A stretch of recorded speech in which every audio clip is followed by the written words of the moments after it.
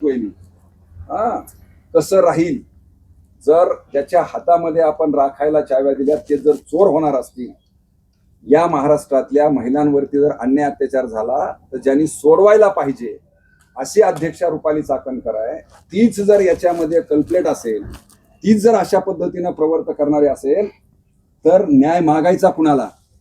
म्हणजे ग्रामीण भागातली म्हण आहे, लक्षात घ्या.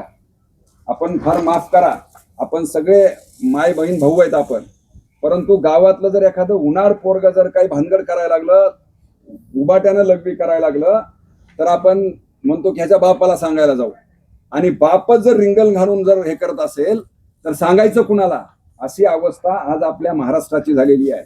ज्या महाराष्ट्रामध्ये आपण अभिमानानं म्हणजे संत जनाबाईचा, संत तुकारामाचा, ज्ञानेश्वराचा वारसा सांगतो, ज्या महाराष्ट्रामध्ये जिजाऊचा आपण एवढ्या जिजाऊमुळं सगळं स्वराज्य निर्माण झालं, ज्या सावित्रीबाई फुलेमुळं आज तुम्ही शिकलो, तुम्ही आज बाहेर पडलाय, ज्या रमाईमुळं आज डॉक्टर बाबासाहेब आंबेडकर घडले, एवढी मोठी परंपरा असणाऱ्या महाराष्ट्रामधल्या या संविधानिक पदावर असणारी महिला जर खुले आमपणे जाहीर आपण सगळे बघतोय कशा पद्धतीनं चाललेलं आहे, आणि म्हणून हे सगळं आपल्या सगळ्यांना सुद्धा मेहनत करणाऱ्या, कष्ट करणाऱ्या लोकांनी जेव्हा अन्याय अत्याचार होईल तेव्हा जायचं कुणाकडं? पोलीस स्टेशनला गेलं तर पोलीसच तसे, कलेक्टरकडे गेलं तर कलेक्टरच तसा, मंत्र्याकडे गेलं तर मंत्री त्याच्यापेक्षा बदमाश, आणि ही महिला आयोगाच्या अध्यक्षा गेलं ती तर अगदी काय भानगडी करायली आपण उघड्या डोळ्याने बघितलेलं आहे.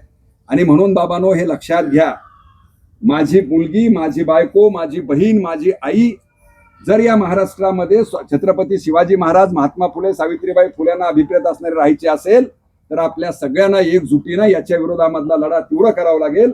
आणि म्हणून आपण ही मागणी करण्यासाठी एवढ्या कमी वेळामध्ये आपण एकत्र येऊन ही निदर्शनं करतोय. आज धारूरमध्ये झालेली आहेत बघा, उद्या परवा अख्ख्या बीड जिल्ह्यामध्ये, महाराष्ट्रामध्ये होतील.